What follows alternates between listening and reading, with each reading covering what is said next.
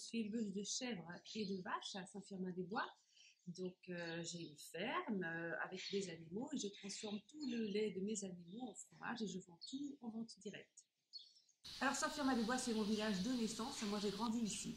Ici, c'est la ferme familiale de mes grands-parents et de mes parents. Et c'est une fierté et une joie de pouvoir continuer cette profession que faisaient mes aïeux. Alors moi, c'est une reconversion professionnelle. Ça fait 5 ans donc, que j'ai repris cette activité agricole, que j'ai créé un atelier chef, que j'ai créé la fromagerie, que j'ai créé la vente directe, qui n'existait pas avant. Ma grande joie, c'est d'apprendre au quotidien, aux côtés de mes proches, aux côtés de toutes les personnes que j'ai connues dans mon enfance et que je retrouve, puisque moi, je suis partie d'ici, de la ferme, quand j'avais 16-17 ans. J'ai eu mon bac très jeune. Je suis partie faire des études à Blois, je suis partie en Angleterre, un peu partout. J'ai travaillé en voyageant beaucoup.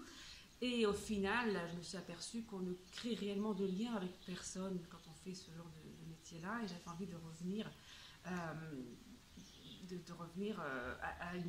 à une activité où on peut vraiment créer de vrais liens. Je ne sais pas trop comment le dire, comment l'exprimer, mais une activité qui a vraiment du sens.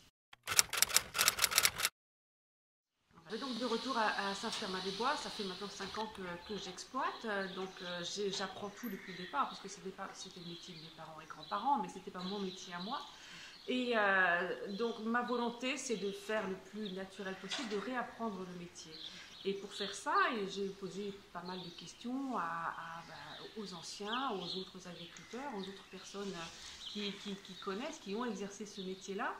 Et ça crée forcément des liens surtout pour apprendre, des liens pour mettre en valeur leur savoir et puis pour essayer de recréer un savoir-faire qui peut-être s'est perdu après avec l'industrialisation agricole, on va dire. Et puis petit à petit, j'en suis venue à rencontrer de plus en plus de personnes de mon village, de mon entourage, et ça m'a donné envie de les rencontrer encore davantage et de me rapprocher de la municipalité de Saint-Firmin-des-Bois, que j'ai intégrée en 2014, d'abord comme conseillère municipale, sur invitation du maire de l'époque, Luc Clément. Et puis depuis 1 an, j'ai été élue maire avec une nouvelle équipe municipale suite au départ de l'ancien maire, après des années d'accompagnement. Alors j'ai accepté de témoigner parce que c'est tout à fait naturel d'essayer de montrer qu'on peut faire différemment, qu'on peut avoir vécu une première vie et puis se dire que finalement ça ne nous convient pas, avoir envie de changer, de sauter le pas, de simplement montrer que tout est possible avec l'envie, quoi.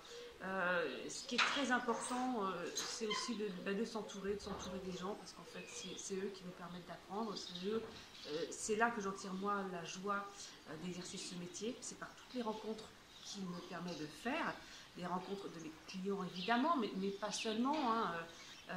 J'ai la chance de pouvoir travailler avec différents réseaux de distribution, comme notamment les AMAP, qui me permettent de rencontrer beaucoup de personnes qui ont un peu, avec lesquelles j'ai des affinités.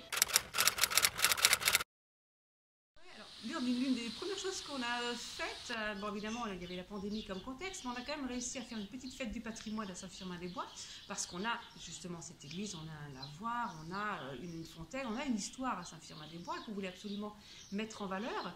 L'histoire, c'est encore aussi une façon d'avoir un point commun tous ensemble, de se le rappeler, et puis de créer un lien entre nous, hein, d'ailleurs.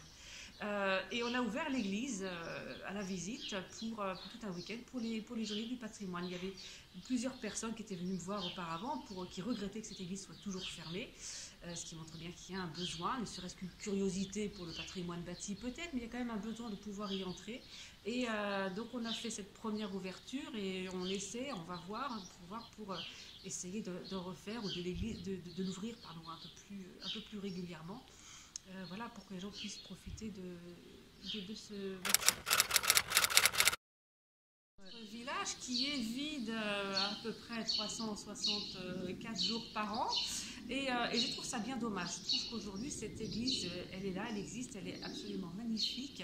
Elle peut tout à fait servir de lieu de rassemblement Alors évidemment, quand on pense église, on pense office religieux. Je pense que c'est un peu trop réducteur et qu'on pourrait tout à fait organiser des rassemblements sans connotation trop religieuse, mais juste un rassemblement pour le plaisir, la joie de se retrouver.